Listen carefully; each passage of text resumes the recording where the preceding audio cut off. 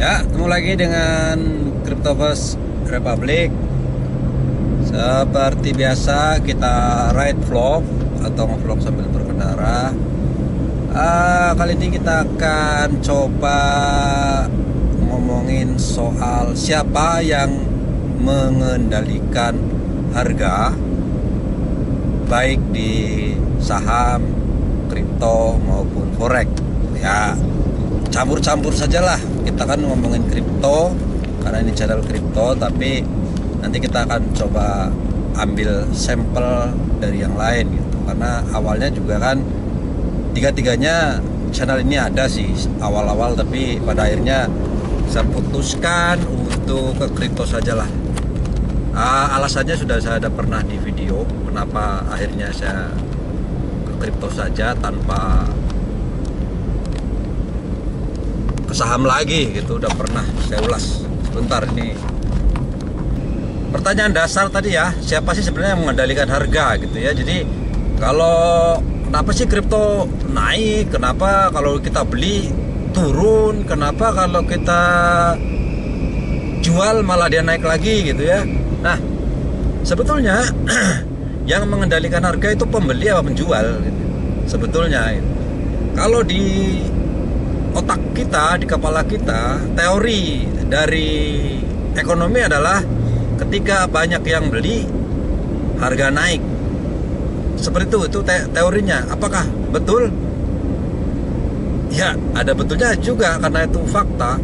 Tetapi di balik itu, di balik teori ini, sebetulnya yang mengendalikan harga siapa? Oke, jadi logikanya kita balik saja deh. Yang menentukan harga itu siapa?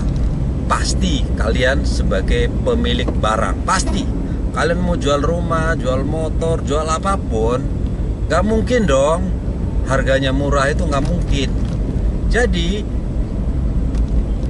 pengennya ya dijual mahal. Pasti, semua orang pasti begitu, pengennya jual mahal. Nah, masalahnya apakah market mau beli mahal? Kan kita yang harus memutuskan. Makanya ketika pasar memang nggak respon, artinya kita udah jual mahal, loh kok nggak laku ya, kita turunin, nggak laku lagi, kita turunin lagi, nggak laku lagi, kita turunin lagi, nggak laku lagi, kita turunin lagi. Berarti kan penjualnya.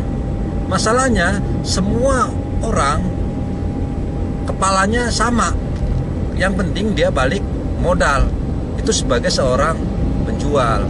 Makanya kalaupun rugi, ya nggak apa-apa, cut loss gitu ya. Nggak apa-apa lah jual rugi, yang penting muter dulu. Dengan alasan tertentu dia harus jual rugi. Pasti adalah alasannya. Kenapa A, B, sampai Z. Akhirnya oke lah, saya putuskan untuk jual rugi. Jadi yang menentukan harga sebetulnya kita. Kalau seluruh manusia, seluruh penjual termasuk lu, gua mau jual rumah, harga rumah di sini adalah 100 juta.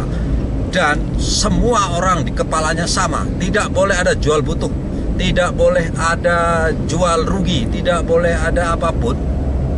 Kalau kita kompak, pasti harganya akan naik. Dan orang mau tidak mau, suka tidak suka, pasti akan membeli ketika dia butuh. Nah, masalahnya adalah siapa yang mengendalikan harga tadi. Karena kepala kita itu berbeda-beda. Ada yang jual butuh, ada yang mau jual rugi, ada yang karena bosan lah dan segala macam. Tentu saja yang menentukan harga adalah pengembang. Pengembang yang punya mayoritas rumah tersebut, dia pasti jualnya konsisten, guys. Konsisten. Kalau memang dia jualnya 100 juta, ya 100 juta. Kalaupun dia mau jual cepat, dia turunin pun sedikit. Karena memang dia seperti itu. Ketika banyak pembeli, dia akan menaikkan harga sedikit. Udah pasti. Jelas. Di dunia apapun, mau di properti, mau di makanan, mau di apapun, kalau musim panen raya jeblok, kenapa? Karena semua orang semua penjual, semua pemilik barang dia mau jual. Ketika barangnya banyak di pasaran, semua orang mau jual, nggak apa-apa jual rugi karena pembelinya sedikit, karena nggak ini, takut busuk, takut apa, makanya harganya tuh jatuh. Kita geser ke dunia saham deh. Oke, coba saja. Ketika ada berita kemana-mana bahwa fundamentalnya bagus, semua orang pada beli. Kenapa saham BRI, BCA dan lain-lain, terutama saham-saham big cap, kok malah turun? Ketika berita bagus, ketika harga saham labanya besar, ketika pokoknya produktivitas perusahaan sedang bagus, fundamental bagus, semua orang pada beli. Kenapa kok malah turun? Kan aneh. Kita beli turun, kurang ajar sekali. Kita beli turun, padahal semua orang beli, beritanya bagus. Kenapa beli? Karena penjualnya, pemilik saham itu dikendalikan oleh entitas tertentu atau institusi tertentu. Dan kalau kalian melihat data dan fakta bahwa saham BBRI 70%-nya itu dikuasai oleh asing. Sahamnya ya, ini saham, bukan perusahaan, bedakan. Banyak juga yang ngomong soal banyak sekali lah influencer ya, bahwa kita beli saham, beli perusahaan, it's okay, seolah-olah begitu gitu ya. Tapi saham ini BBRI itu ada saham warkat, saham kertas, yang mana kalau nggak salah 53%, kalian cek aja, saya lupa persisnya apa 57 gitu. Saham perusahaan BRI itu sebetulnya yang dipegang oleh negara kita, negara Republik Indonesia. Kemudian 46% atau 47% itu berbentuk scriptless atau tidak berbentuk kertas dan dijual di publik, di IHSG. Jadi ada 46%. Kalau nggak salah ya, silahkan cross check lagi aja, tapi dikira-kira itu. Nah, sebesar 46%-nya adalah di masyarakat. Ini di masyarakat, beredar di masyarakat. Masalahnya masyarakat yang mana dulu?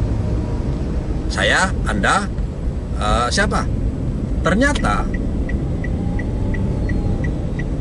yang dibilang masyarakat ini 46% ini itu dijual di IHSG, ternyata pembeli terbesarnya 70%-nya adalah asing. Artinya ada institusi asing yang sangat besar di luar sana memegang saham scriptless milik BBRI. Jadi ketika ada berita besar, semua orang Indonesia beli, otomatis harganya turun karena mereka yang mengendalikan kok. Jadi mereka yang punya barang. Karena mereka punya barang, mereka harus harus mengabarkan kepada publik orang Indonesia bahwa saham ini adalah saham terbaik, saham ini akan naik. Supaya apa? Supaya beli. Wah, sekarang sudah murah, dibeli, turun lagi, dibeli, turun lagi, dibeli, turun lagi. Karena mereka jualan, jumlahnya kalau nggak salah juga, silahkan cek, itu 230-an lebih triliun dipegang oleh mereka. Yang belinya pada saat IPO dulu mungkin 2003 gitu ya. Ya karena saya nggak baca data ini, karena di mobil saya nggak baca data persisnya, tapi 2003 mereka memborong saham BBRI ini dengan begitu banyak sekali, sehingga memang mereka yang menguasai mereka mengendalikan harga dari saham ini. Nah, saham-saham big cap, blue chip ini memang dikuasai oleh asing kebanyakan. Ini jangan salah anggap nanti bahwa BRI milik Indonesia, nggak ada ceritanya. Ini ngomongin sahamnya, saham scriptless yang 46% tadi yang dijual umum. Jadi 46% ini saham BRI. Ini saham BBRI dengan BRI beda loh. Saham BRI itu dipegang oleh BUMN, jelas gitu ya. Menteri BUMN bisa ganti dirutnya, bisa ganti apa, mau dirombak mana bisa. Tapi asing memegang sahamnya. Sahamnya yang 46% ini 70% dipegang oleh mereka. Nah, kalau sudah dipegang oleh mereka, ya mereka bisa mengendalikan harga lah. Terserah mereka gitu. Ibaratnya dia yang penguasa tomat terbesar sejagat raya gitu. Panen raya dikuasai oleh tengkulak. Lah mereka tengkulaknya. Mereka ngatur harga terserah dia. Dia akan terus aja ngiklanin, terus aja banjirin pasar dengan barang mereka. Kalau orang Indonesia beli, ya mereka happy dong. Mereka kan sedang jualan, dijual, Indonesia beli, dijual Indonesia. Turun karena apa? Karena mereka banyak sekali stoknya, guys. Stoknya banyak sekali. Jadi lama-lama turun. Pada satu titik nanti, ketika orang Indonesia sudah ogah beli, sudahlah, karena harga turun terus. Semua orang takut kan, aduh gila, gua beli rugi. Pada akhirnya orang berhenti beli. Ketika berhenti membeli, diam, maka mereka orang asing ini yang duitnya banyak ini, mereka mulai membeli lagi. Di bawah kan, udah di bawah gitu. Mereka borong lagi karena ini saham. Kalau tomat busuk hilang gitu, tapi ini saham, gak ada busuknya ya turun. Mereka akan beli lagi di bawah lagi, mereka beli lagi. Nah, ketika beli, karena orang kita pada ketakutan, yang beli lagi sudah nggak ada, yang punya saham beli di atas udah ketakutan tambah takut, maka harga mulai merangkak naik. Karena yang tadinya ketakutan ini pada menjual kan, saya jual ini turun lagi, saya jual turun lagi, saya jual sementara yang beli adalah asing. Itu berpindah tangan, guys. Jadi bukan ujuk-ujuk itu naik turun tanpa ada pembeli dan penjual. Karena ada yang beli, pasti kan ada yang jual. Kalau ada yang jual, pasti ada yang beli. Karena kalau cuma diiklanin, ini barang gua ada, lu pajang itu tomat, itu jeruk, itu mangga di pinggir jalan, kalau nggak ada yang beli, ya sudah busuk aja, nggak akan kemana-mana harganya. 15.000 pertama tuh awal-awal, nanti ada pedagang lain sana 14.000, nggak ada yang beli lagi, turun lagi, terus sampai barangnya busuk aja. Ya, seperti itu. Ini sampai betul-betul barangnya turun sangat murah. Itu sangat murah, mereka akan borong kembali, dan begitu lagi nanti akan mereka dibeli oleh asing lagi, kemudian di harga naik lagi. Ketika satu waktu nanti mereka akan menjualnya kembali di harga tinggi. Nah, saham lebih mudah karena memang ada catatannya, ada catatan foreign flow. Jadi kalau di saham, walaupun sekarang ditutup ya bandarnya, jadi kalau saham katanya kalau siang ditutup, saya nggak tahu karena udah gak main saham. Tapi dulu kita bisa melihat saham itu ketika si bandar A beli, si bandar B beli, yang dari asing beli, ini asing beli, asing beli, kita bisa ngikutin gitu ya. Kalau asing beli ya kita ikutin beli. Ya seperti itu kan. Tapi ketika itu ditutup ya kita juga jadi bingung, jadi nggak tahu. Makanya saham sudah sangka ngikutin, tapi cara kerjanya adalah seperti itu. Dan ke kripto, saya kebetulan kripto itu relatif lebih sulit. Kenapa? Karena nggak ada patokan. Mungkin kalau di saham ada siapa tuh bandar-bandar lokalnya lah, bandar lokal di kita kan banyak sih, YK, KK, aduh saya udah lupa, udah lama guys, sorry. Tapi adalah bandar-bandar lokal ini kan ada, dia institusi besar. Kalau sahamnya dikuasai oleh mereka, kita bisa ikut mereka. Ada catatannya, mereka beli, kapan mereka jual. Kalau mereka jual ya kita harus jual. Harus ikut jual, walaupun itu harganya naik. Mereka jualan, ya kita jual, jangan terlalu lama gitu. Dia udah jual berapa banyak, saham dia berapa banyak. Ketika mereka jual, kita harus jualan. Jadi kita harus lihat siapa yang mengendalikan saham itu. Kalau saham tidak dikendalikan oleh asing, ya kita ikut asing. Dari luar negeri mereka pada jual, harus jualan kita itu. Ya, kan dia begitu dia jualan kan dia naik kan, dia kan goreng dulu kan, naik di titik tertentu mereka udah dapat duit sekian banyak pada waktunya, lu harus ikut jual. Di situ ngawasin saham, guys. Ada, kalau di IHSG ada catatannya gitu. Jadi enak gitu. Nah, kalau di kripto nggak ada. Di kripto ini sulit karena well-nya itu banyak sekali gitu. Kita bisa saja sih ya, misalkan nih ngumpulin address dari well besar.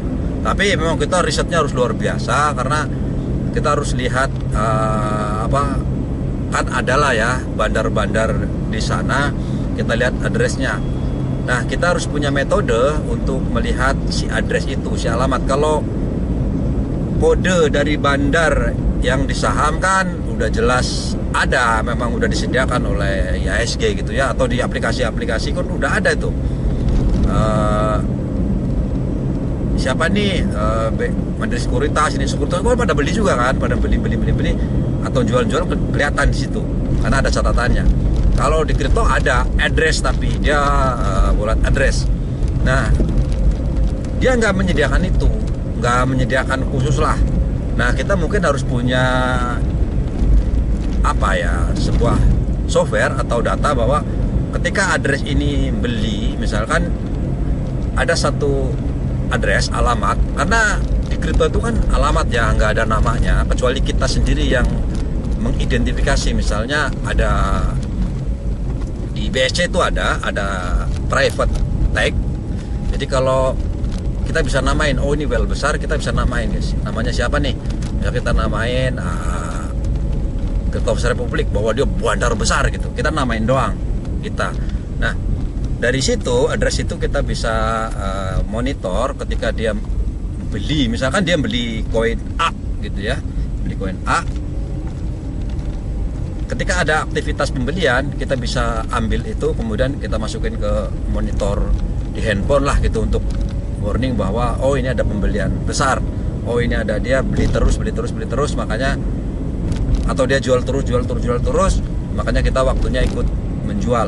Tapi itu nggak gampang, jadi itu perlu skill tinggi, perlu ngerti IT, perlu coding dan lain-lain. Jadi sangat sulit kalau di kripto memang, karena tetap saja perdagangan itu dikendalikan oleh tengkulak, sudah oleh penjualnya. Jadi kalau kalian punya barang, kalian bisa mengendalikan harganya dengan catatan kepala kalian sama, ayo sama gitu, samain kita gitu. Masalahnya kan berbeda-beda. Supaya tidak beda, ya kamu harus bisa menguasai sebesar-besarnya. Harus punya banyak duit untuk menguasai aset itu. Contoh misalnya PP, sekarang market cap-nya berapa bilion ya? 3 miliar dolar. Artinya kamu harus punya 70% koin itu. Lu harus beli sebanyak-banyaknya dari orang-orang. Masalahnya kan orang mau jual apa enggak gitu kalau kamu menguasai semuanya. Nah, ketika kamu udah jadi tengkulak, kamu bisa mengendalikan harga dengan mudah. Makanya kripto yang baru lahir, biasanya ini kripto yang baru lahir, kemudian koinnya dikuasai oleh 1 atau 2 orang, kebanyakan orang nggak mau. Kita nggak mau kalau kebanyakan dipegang oleh seseorang, katanya bisa di-dump, tiba-tiba dia bisa jualan besar gitu ya. Memang betul di awal-awal, tapi dengan mereka beli yang sangat banyak ini, dia nggak akan bisa exit guys. Contoh misalnya untuk mendapat, asalkan dia orang lain ya, jangan pengembang. Kalau pengembang kan karena seperti video yang saya sebelumnya bahwa kripto dibuat dari angan-angan. Kalau pengembangnya megang banyak, ya dia yang akan diuntungkan gitu. Tapi misalnya saya bikin kripto kemudian dibeli oleh Temasek, oleh Google gitu ya, anggap aja dia well kripto, dia kan well saham. Itu bagus. Kenapa? Karena megang mereka. Memang harganya akan turun, jatuh terus, tapi kita ikutin saja mereka. Ketika mereka melakukan pembelian di bawah sekalipun, kita harus ikut beli. Nah, mereka akan menjaga harganya. Mereka akan kan dia harus exit. Misalnya pada saat beli dia ngabisin duit 1 T. Memang 1 T itu bisa convert begitu aja, nggak bisa. Untuk mengkonvert harga adalah dijual. Dijual 1T sekali plek, nggak bisa guys. Mereka tuh bukan investor trader kayak kita yang modalnya 1 juta. Mereka itu triliunan, miliaran. Mau di saham, mau di kripto, mau di forex, apalagi forex itu bukan kaleng-kaleng, itu bukan mainan bocah lah. Forex itu mainnya adalah negara, antar negara, itu triliun-triliun sekali beli. Itu forex. Jadi kalau kita kecil-kecil ini ya susah sekali. Cuman bisa ngira-ngira doang. Naik, dibeli malah turun, dijual malah naik. Kurang ajar, seolah kita dimanipulasi. Ya bukan itu. Memang ketika semua orang di kepalanya adalah membeli, kan mereka menjual. Kepala kita membeli nih. Semua orang membeli, termasuk beli apa segala macam. Ya mereka emang sedang jualan. Pertama beli-beli, kok lama-lama yang beli sedikit, dia turunin lagi, nanti ramai lagi. Kemudian udah ini lagi, turunin lagi, terus aja begitu. Ini tengkulak guys. Di tengkulak itu bisa ngatur harga, terserah dia. Awalnya mahal, tapi dia akan turun. Karena pembeli itu kan ada jenuhnya, ada titik jenuhnya, ada batas duitnya gitu ya, kan namanya retail. Jadi jangan salahkan bandar itu yang dimaksud bandar judi. Bandar judi itu mungkin tidak bisa mengendalikan harga menurut saya. Karena dia kan bandar. Yang keluar siapa? Ya sudah dia. Karena dia bandar. Bandar judi sama-sama judi, tidak bisa mengendalikan keluarnya apa. Kamu jadi bandar judi bola, coba silahkan kalian jadi bandar. Mau lu secanggih apapun jadi bandar judi bola, tidak akan pernah menang. Menangnya adalah karena kamu ngumpulin duit orang. Kalau ada 1 juta orang yang beli tiket judi, 1-0 misalnya, 2-0, 5-0, sementara yang menang hanya 1, itu saja. Bukan bandarnya pinter tuh, bukan ya, karena memang dia megang duit aja. Dia megang duit banyak orang, sementara dia harus bayar sedikit. Dia dapat duit banyak, iya kan? Dari 1-0, 1-2, 3-2 kan orang pada masang aja, pasang. Ternyata begitu yang keluar kan 1, atau bahkan nggak ada yang keluar, misalnya seri 0-0, dia hanya bayar dia aja. Bandar judi tuh goblok, tolol, tapi dia punya duit. Itu aja. Berbeda dengan bandar tengkulak, misalnya cabai, tomat. Wih, canggih dia guys. Bukan kaleng-kaleng orang begitu. Otaknya cerdas. Dia ngelihat ekonomi, dia ngelihat market, dia ngelihat pasar, dia ngelihat masyarakatnya bagaimana. Sama bandar saham, itu orang canggih guys. Orang pinter. Kalau kalian judi, penjudi ya memang goblok, nggak perlu ilmu kan, cukup beli, jual, pasang nomornya, kalah, oh ya sudah kalah kok, belum waktunya. Bandar judi juga goblok juga, nggak pinter-pinternya dia, mau manipulasi apa, nggak bisa. Bandar judi nggak bisa. Bandar judi menang itu karena memang yang masang banyak, yang keluar dikit, udah gitu aja. Makanya kalau mau nggak pakai ilmu, udah jadi bandar judi aja. Tapi kalau mau jadi bandar saham, bandar forex, bandar itu harus berilmu sangat tinggi, karena itu semuanya ekonomi. Kalau mau jadi trader, jadi investor, kalian juga harus ilmunya tinggi. Kalau bandarnya berilmu tinggi, ya kita harus berilmu tinggi guys. Nggak bisa kalau kalian cuman ntar juga naik, ntar juga turun. Semua orang pada beli, saya ikut beli. FOMO, karena memang yang dimainkan adalah itu. Karena memang maunya si bandar seperti itu. Ketika dia mau jualan, kan dia harus meramaikan. Ketika semua media membicarakan, semua orang mengatakan, semua orang pada beli, itu lu waktunya jual. Ketika orang pada takut, kamu diajak, ini takut nih, sedang takut-takutnya, kan lagi rame, media sepi, bangkrut, turun, harusnya kalian beli. Kenapa? Karena bandar juga membeli. Belinya kan pelan-pelan. Bukan asal-asalan lah. Intinya bukan asal-asalan. Jadi kita juga jangan asal-asalan. Nggak boleh asal-asalan. Nanti pada akhirnya kita yang boncos. Kita udah investor kecil, duitnya kecil, trader kecil, boncos. Kenapa? Ya karena kita cuma ngikutin orang ramai. Jadi konsepnya kita harus rubah, bahwa ketika media mengatakan harganya luar biasa, untung besar, cuan besar, justru kalian harus segera menjual itu. Tapi kapan dulu dia menjualnya? Tunggu. Karena bandar juga memainkan itu. Dia juga akan ikut waktu. Ketika dia mau jualan, dia harus ngiklanin, guys. Dia juga keluar duit banyak kan. Dia harus mengeluarkan duit berjuta-juta, apa bermiliar-miliar rupiah kalau rupiah. Itu untuk sekedar ngiklanin, ayo pada beli, ayo pada beli, ayo pada beli. Ketika beli awalnya dia kan bandar ngejual kan, ngejual. Nah, ngejual kan dia stok dia banyak. Nanti turun, nanti pompa lagi sama dia set, dia turun, pompa lagi, kan orang tertarik. Orang, wih, luar biasa ini. Karena udah dipompa kan. Begitu dipompa naik, begitu dibeli kan, turun dikit, turun lagi aja. Pompa lagi, naik lagi, turun lagi. Terus dia seperti itu. Padahal pompa turun. Pompa dikit, turun. Pompa dikit, turun. Kita aja nggak kerasa gitu. Nah, kenapa pada saat orang ramai beli naik terus begini? Yaitu memang waktunya dia sedang iklan. Jadi bukan berarti dia ngejual hari pertama kemudian kalian juga, bukan. Jadi strategi dia seperti apa?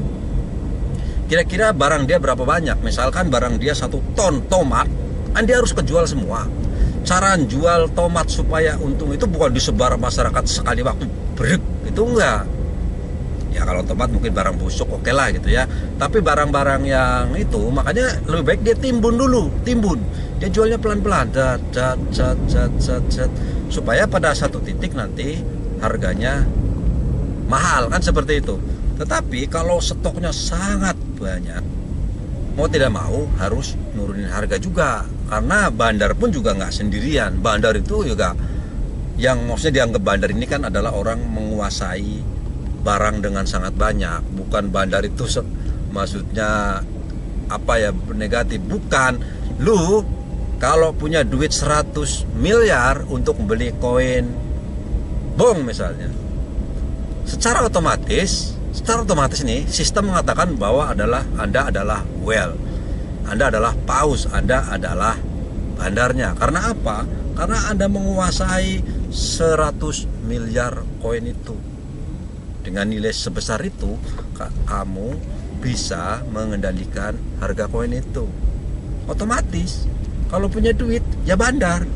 Lu kalau punya duit beli cabai di mana-mana ya dianggap tengkulak, udah terima aja gitu. Lu kalau mau jadi orang kaya, pengen jadi dianggap tengkulak, bagus dong. Wih, tengkulak bagus. Karena apa? Karena lu banyak duit dong. Kalau lu nggak banyak duit, itu bukan dianggap tengkulak, nggak ada.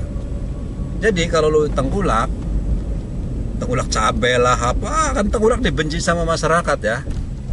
Kenapa dibenci? Apa karena banyak duitnya, atau bisa memainkan harga, atau apa? Jadi dia tidak bisa memainkan harga. Dia kan hanya dia beli barang. Setelah beli barang dia harus jual dengan keuntungan, dan modal kan barang dia banyak. Bahkan kalau dia gagal menjual barang dia, stoknya dia, ruginya nggak kaleng-kaleng guys. Petani rugi 1 juta 2 juta. Ketika dia gagal mengatur barang dia, mengatur stoknya, kerugiannya jutaan, ratusan juta, mungkin bisa miliaran kalau bandar itu bandar besar. Jadi mereka ya bukan berarti tidak pernah rugi juga kalau mereka gagal dalam mengelola aset mereka. Bagaimana kapan dia menjual, bagaimana mengaturnya, dia juga bisa rugi gitu ya. Tapi rugi itu apakah di hold atau disimpan, kan itu. Kalau saham kripto itu kan disimpan guys, itu kan kuat-kuatan aja udah, siapa kuat dia yang menang, udah itu aja. Kalau lu kuat pasti menang suatu hari nanti, itu aja. Kalau bandar mereka kan nggak busuk, kripto saham itu nggak busuk guys. Jadi kalau misalkan kamu kuat, ya biarkan aja, kuat kok gitu ya. Rugi kan kalau dijual, karena nilainya turun.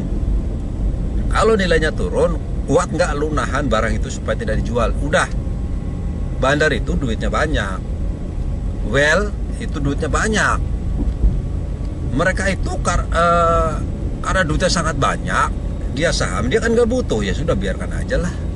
Makanya kenapa investor tuh dibilang duit siap hilang? Maksudnya siap hilang itu bukan siap hilang kemudian busuk, bukan. Kalau kita beli sesuatu kripto yang bagus, saham yang bagus, harganya sedang turun, jangan lu jual, itu lo maksudnya. Jangan dijual, disimpan dulu, tahan dulu untuk nanti. Jadi nanti bisa kita jual kemudian. Walaupun lama ya pasti lama. Tergantung saja, karena kamu bukan bandar. Kalau kamu bandar sih enak aja, tinggal ngatur harganya kapan mau waktunya naik aja. Seperti itu. Nah kalau kripto kebetulan karena levelnya besar, global, itu sangat sulit guys. Memang sulit. Forex lebih mudah karena yang beli adalah negara. Misalkan Inggris lah apa beli, ya itu relatif bisa lah. Tapi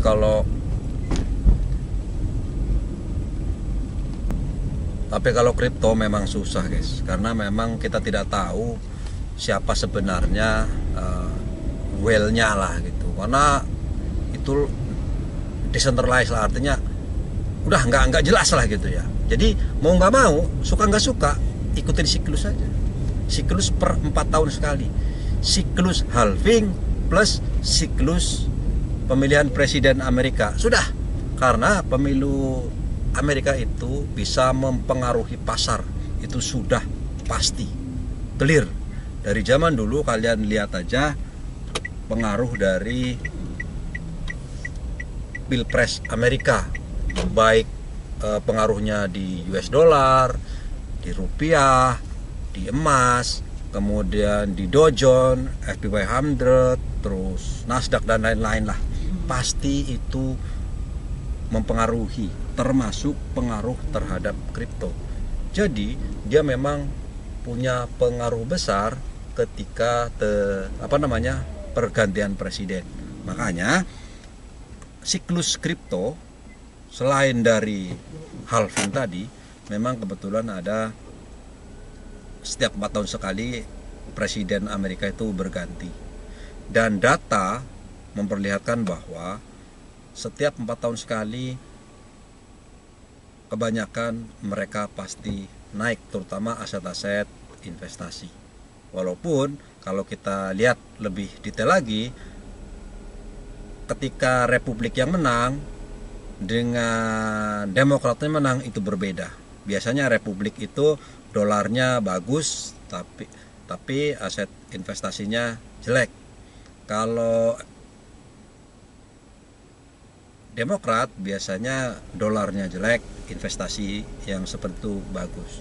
Itu data yang sudah ada sih. Tinggal karena memang kita hanya itu aja guys. Kalau kripto kita nggak bisa lah mau susah kayak tadi, kecuali kalian ahli IT bisa mengcapture itu para well ini, address ini. Jadi ketika mereka membeli sesuatu, nongol di handphone kita, oh dia beli ini, kita ikut lah gitu. Tapi kalau mau ikutin kayak gitu kan luar biasa. Address itu ya bisa sih, makanya kalau kita manual bisa, cuman ya kita harus tracking mereka gitu. Bisa, memang semuanya ada datanya, tinggal kalian lihat aja. Kalau kalian mau belajar di dalam, ada addressnya jelas kelihatan, tinggal dibuka. Misalkan dia punya di BSC, tinggal dibuka di BSC, kita lihat transaksinya, dia beli apa aja di situ, semuanya ada gitu. Jadi mudah aja sebetulnya sih, cuman ya memang manual, nggak bisa otomatis gitu. Jadi nggak ada yang ngasih tahu secara otomatis, beda sama bandarnya di saham. Itu mau otomatis, jadi kita langsung tahu di situ ya, memang ada gitu ya. Ini investor asing masuk, ada di situ. Ini sekuritas A, sekuritas B, sekuritas C kan ada. Nah kan kita bisa kategorikan sekuritas A, sekuritas kaya atau tidak kaya atau apa, kan kita kelihatan di situ, dan kita bisa beli atau jual untuk kita posisikan. Oke, itu guys ya, udah sampai nih, setengah jam juga. Terima kasih, mudah-mudahan bermanfaat dan bye bye.